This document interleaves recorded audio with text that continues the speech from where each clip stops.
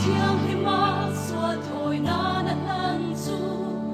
tai po na an ha chi na min chang ngam turin ama nge in lani kong khai po na chua kan sual porin alo ko sin le ni el na ling lung ne sual na reng nei lo chu tai po na chua nan khai ka an mu sin na chu porin ikal chua kam gu heta hian ko mun nge nei kan ni lo ve in thôi na lung pa thia lom ta mi turin ho u chua kam gu tai po na ator nei chom pui ang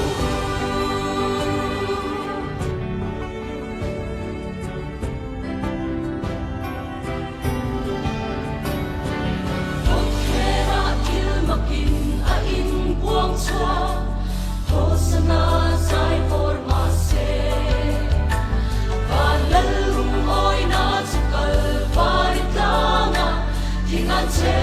donga Valal papa tuar na chu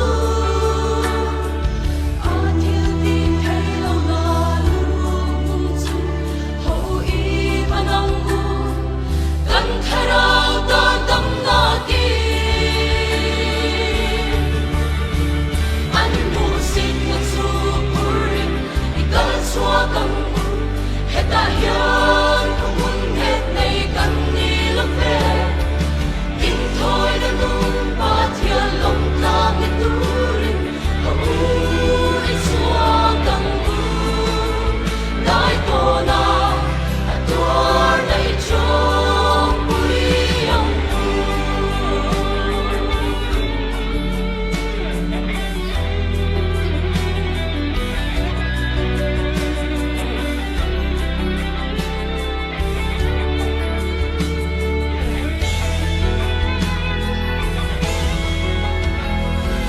Kalwa ka thing lung kong khar su hong in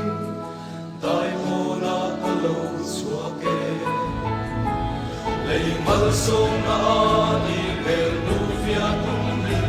kalvari